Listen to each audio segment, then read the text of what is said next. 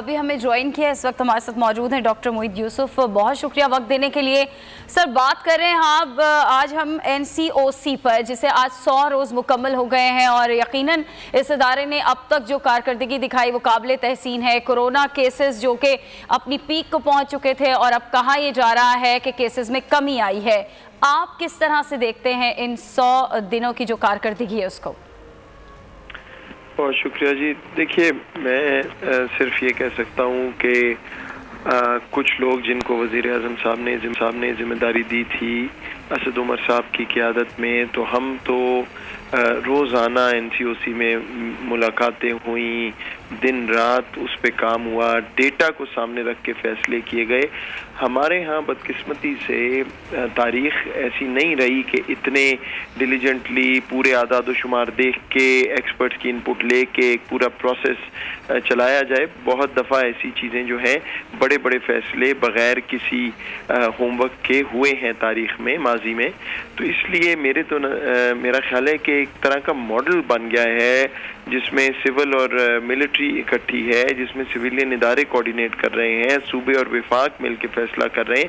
जाहिर बात है, हर फैसले के लिए आप इस तरह की NCOC तो नहीं बना सकते, लेकिन जो बहुत बड़ी चीज़ें हैं, कोई इमरजेंसी है, कोई और ऐसे फैसले हैं, एक हमारे सामने मॉडल आ गया। ये मैं ज़रूर कहूँगा कि देखिए, तनकीद भी होनी चाहिए, हुई भी। एक इशू ऐसा है, एक मौत भी बहुत ज़्यादा है हमारे किसी भी शहरी की, लेकिन अल्लाह ताला ने ऐसा एक ये इम्तिहान लिया है तमाम दुनिया का कि उसमें बिल्कुल परफेक्शन तो पॉसिबल नहीं थी इंसान के लिए, लेकिन जितना कुछ हो सका, जितनी मेहनत इस पे हुई है, दिन रात एक किया गया है, इसमें कोई शक नहीं। तो मेरा ख्याल है कि जैसे मैंने कहा, एक मॉडल भी है और मैं खराज तहसीन पेश करता हूँ तमाम लोगों को। और ये सिर्फ NCOC में नहीं, NCOC के आगे बहुत सी कड़ियाँ जुड़ी हुई हैं, विफाक के लेवल पे, सूबे के लेवल पे, लोकल लेवल पे, हुकूमत, इंडिविजुअल एक्सपर्ट, वॉलंटियर फोर्स, इसमें तो हज़ारों लोगों को क्रेडिट जाता है। यकीनन हज़ारों लोगों को क्रेडिट जाता है। डॉक्टर साहब, जानना चाहेंगे, आप एक अहम रुकन है NCOC के और अभी वज़ीर आज़म भी पहुँचे हैं, क्या अहम फैसले होने जा रहे हैं, कुछ बताएंगे आप? जी, जैसे मेरा ख्याल आपको मालूम है, अनफॉर्चुनेटली मैं आज वहाँ नहीं जा सका। मुझे हिदायत की गई है 3 दिन आइसोलेट करने की, क्योंकि कोई मेरे करीबी जो हैं वो पॉजिटिव टेस्ट हुए हैं और अभी उसके बाद मेरा टेस्ट होगा। तो मैं अभी 3 दिन और आज मुझे वहाँ जाना था, लेकिन नहीं जा सकूँगा। तो मुझे मालूम नहीं है जी, अभी वहाँ पे इजलास शुरू हो चुका होगा, 2 बजे थी वज़ीर आज़म साहब की आमद, तो मुझे नहीं मालूम इस वक्त वहाँ क्या हो रहा है अनफॉर्चुनेटली। अच्छा डॉक्टर साहब, ये बताइए कि आप जैसे एक्सपर्ट पूरी दुनिया में माने जाते हैं और आप इस चीज़ देख रहे हैं, आपका एक्सपीरियंस कैसा रहा NCOC का? आपने जब जाकर वहाँ पर रिकमेंडेशंस दी, आपसे क्वेश्चंस भी हुए, फिर ओवरसीज़ पाकिस्तानी का मसला आया, उसमें भी आपने अपना इनपुट दिया, तो कैसा ये 100 दिन आपने कैसे देखे, क्या होता रहा, क्या मुश्किलात आई, किस तरह उनसे गुजरे?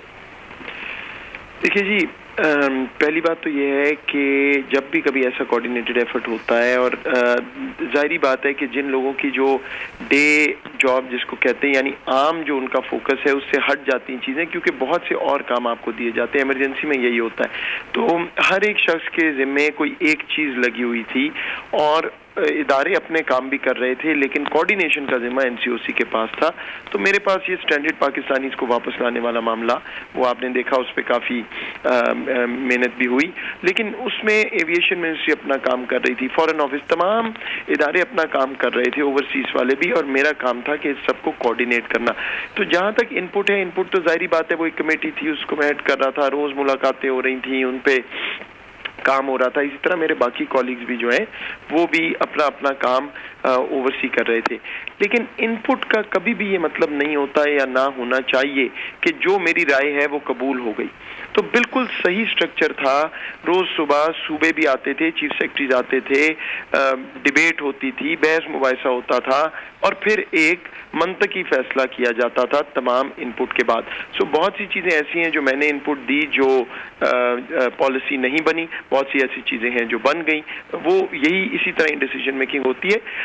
लेकिन ओवरऑल जो है ایک فرسٹریٹنگ ایکسپیرینس بھی کئی دفعہ ہوتا ہے ایمرجنسیز میں. دیکھیے نا, جب آپ کو نظر آ رہا ہے, آپ روز صبح جاتے ہیں, یقین مانیے روز صبح اٹھ کے اگر پہلی چیز آپ نے یہ دیکھنی ہو کہ آج پاکستان میں ہم نے کتنی جانیں کھوئی ہیں کرونا کو, اور آپ کو یہ معلوم ہو کہ آپ ایک ایسے فرد ہیں جو ان پٹ دے رہے ہیں اور جن پہ کوئی نہ کوئی ذمہ ہے, جو بھی آپ کے نمبر روز صبح سامنے آئے, تو ایک بہت ہی مشکل مرحلہ ہوتا ہے. تو فرسٹریشن بھی ہوتی ہے, آپ پوری محنت کرتے ہیں اور کئی دفعہ ہمیں لگتا تھا کہ جی اتنی محنت کے بعد بھی حالات خراب ہو رہے ہیں. پھر کچھ فیصلے ہوتے تھے, ان پہ بحث ہوتی تھی. کئی دن بہت اچھے ہوتے تھے جب لگتا تھا کہ فیصلے کیے گئے اور اس سے قیمتی جانیں بچ رہی ہیں. تو یہ ایک رولر کوسٹر رائڈ ہے ایمرجنسی میں, بالکل ایسے ہوتا ہے. میں یہ ضرور کہوں گا بہت مشکل وقت ہے یہ ہم ساروں کے لیے, پوری قوم کے لیے. لیکن NCOC میں بھی جو ہم لوگ تھے, کیونکہ ہمیں سب کو یہ لگتا تھا کہ ہمارے فیصلوں کی وجہ سے ہو سکتا ہے کہ چیزیں بہتر بھی ہوں, لیکن یہ بھی ہو سکتا ہے کہ کچھ جو ہے مسائل جو ہے وہ نہ حل ہو رہے ہوں. تو ایک بہت ہی بھاری وزن ہے, اور مجھے تو کم از کم بہت لگا کہ بہت مشکل مرحلے تھے ہمارے لیے. اللہ کرے کہ جلد جو ہے اس وبا سے ہمیں چھٹکارا ملے. ابھی بھی کچھ وقت لگے گا, کچھ دیر ہے, لیکن یہ میں آپ کو ضرور کہہ سکتا ہوں کہ تمام NCOC کے کولیگز نے دن رات ایک کر کے, تمام صوبوں کے کولیگز نے, تمام لوکل گورنمنٹ, تمام والنٹیئرز نے کوئی کسر نہیں چھوڑی, محنت کی. باقی اللہ تعالیٰ کے ہاتھ میں تمام فیصلے ہوتے ہیں, ہم جانتے ہیں. تو اللہ تعالیٰ سے دعا ہے کہ انشاءاللہ جلد از جلد یہ وبا یہاں سے ختم ہو. آمین آمین. اور ڈاکٹر صاحب یہ فرمائیں کہ آپ فوج کا کردار کس طرح دیکھتے ہیں, کیونکہ کئی ملٹری کے اعلیٰ آفیسرز بھی اس میں شامل ہیں, ان پر بھی بڑی ذمہ داریاں تھیں. لیاقت شاہوانی بھی ہمارے ساتھ ہے, ترجمان بلوچستان حکومت, وہ بھی سراہ رہے ہیں کہ NCC میں بہت کام ہوا. پھر یہیں کی ریکمنڈیشنز جاتی تھیں NCC میں نیشنل کوارڈینیشن کمیٹی کے پاس, اور وہیں پر پھر صوبوں کے وزیر اعلیٰ بھی ہوتے تھے اور وزیر اعظم بھی. تو فوج کے کردار کو آپ کیسے دیکھتے ہیں؟ بہت اچھا, بہت مثبت, اور اس کی میں آپ کو وجہ بتاتا ہوں. دیکھیں, یہ ایک کانشیس ڈیسیجن تھا کہ فوج اور سول مل کے یہ کام کریں گے, کیونکہ حقیقت یہ ہے کہ ایسی ایمرجنسیز میں کوئی بھی ایک سائڈ, کوئی ایک ادارہ پوری طرح کام نہیں کر سکتا. ہمارے پاس NDMA بنا ہوا ہے, اس کا قانون ہے, بڑا طاقتور ادارہ ہے. لیکن آپ دیکھیے اٹلی جیسے ممالک, برطانیہ جیسے ممالک, وہاں بھی فوج کو بلایا گیا آخرکار مدد کرنے کے لیے. تو اس کو کوئی سیاسی رنگ نہیں دینا چاہیے, بالکل ایک ہو کے کام کیا ہے سول اور ملٹری نے. بہت سی جگہ ملٹری کی ہمیں بہت سخت اشد ضرورت تھی, وہاں پہ ہم نے ان کو استعمال کیا, انہوں نے مدد کی. اور جو چیئر میں اسد عمر صاحب تھے, کوئی بحث نہیں تھی, وہ فیصلے کر رہے تھے, اور جہاں سول کر سکتا تھا سول کر رہا تھا, ملٹری کر سکتی تھی ملٹری کر رہی تھی. تمام کمیٹی سویلین ہیڈ کر رہے تھے, ملٹری سپورٹنگ رول میں تھی. اور میرا خیال ہے کہ اس طرح ہی صرف یہ معاملہ چل سکتا تھا. ہمارے جیسے ملک میں جہاں کیپیسٹی بھی کم ہے, پریشرز بہت زیادہ ہیں, اور چیزیں بھی بہت ہیں, ایسا نہیں ہے کہ باقی ملک رک گیا تھا اور صرف NCOC چل رہی تھی. تو صرف یہی طریقہ تھا. اور میں تو اپنے تمام سیکیورٹی اداروں کو بھی, فوج کو بھی خراج تحسین پیش کرتا ہوں جس طرح انہوں نے یہ سارا کام کیا. ڈاکٹر صاحب, آپ کا پوری دنیا کا تجربہ ہے, تھنک ٹینکس آپ نے دیکھے, کتابیں لکھی, ریسرچ, دنیا دیکھی آپ نے, بڑے بڑے ادارے دیکھے. آپ NCOC کو کہاں ریٹ کرتے ہیں, کس طرح آپ سمجھتے ہیں کہ اس کا کس لیول کا کام تھا انٹرنیشنل سٹینڈرڈ کو دیکھتے ہوئے؟ دیکھیے, اگین یہ بہت مشکل مرحلہ ہے. آپ کو بجائے NCOC کے میں اس طرح جواب دے دیتا ہوں کہ آپ ساری دنیا کو ذرا دیکھ لیں, اور دیکھ لیں کہ کس طرح فیصلے ہوئے, کس طرح فیصلے ہو کے یو ٹرن لیے گئے, کس طرح, کیونکہ یہ وبا ہی ایسی ہے کہ کسی کو نہیں, کوئی بوائلر پلیٹ کسی کے پاس ماڈل نہیں تھا. تو اگر آپ وہ سامنے رکھیں تو میں آپ کو وثوق سے کہتا ہوں کہ اگر امریکہ میں کوئی ایسا ماڈل بنتا, اور وہاں بنے بھی, وہاں بھی وائٹ ہاؤس کی ایک ٹاسک فورس بنی وغیرہ, اس پہ تنقید بھی بہت ہوئی. اگر میں امریکہ میں بیٹھا ہوتا, برطانیہ میں بیٹھا ہوتا, یہی چیز بنتی اور اس سے بہتر نہ چلتی. یہ میں آپ کو وثوق سے کہہ سکتا ہوں. یہ ضرور ہے کیپیسٹی ان کی زیادہ ہے, زیادہ لوگ شامل ہوتے, گراؤنڈ پہ امپلیمنٹیشن شاید بہتر ہوتی, کمیونیکیشن جو ہے ان کے پاس ذرائع بہت زیادہ ہے. لیکن جو سسٹم ہے, جو کوارڈینیشن کے خد و خال تھے, NCC, پھر NCOC, پھر لوکل, پھر سول, ملٹری, اس سے بہتر کوارڈینیشن نہیں ہو سکتی. یہ میں آپ کو وثوق سے کہہ سکتا ہوں. ٹھیک ہے، بہت شکریہ ڈاکٹر موید یوسف بومن، اور آپ نے ڈیٹیل ہمیں بتائی کہ کس طرح سے ان 100 دنوں میں کیا مشکلات پیش آئیں، کس طرح سے فیصلے کیے گئے اور اب صورتحال کیا ہے۔ آج کے وہ اجلاس میں نہیں پہنچ پائے کیونکہ انہوں نے خود کو آئسولیٹ کر رکھا ہے 3 دن کے لیے۔ وزیر اعظم پہنچے ہیں اور جو اہم فیصلے ہوں گے یقیناً ان سے بھی ہم آپ کو آگاہ کریں گے۔ ہم گفتگو کر رہے ہیں national command and operation centre کے حوالے سے، جسے آج 100 روز مکمل ہو چکے ہیں۔ اجمل وزیر مشیر اطلاعات کے پی ہمارے ساتھ اس وقت ٹیلی فون لائن پر موجود ہیں، انہیں بھی شامل گفتگو کریں گے۔ بہت شکریہ سر وقت دینے کے لیے۔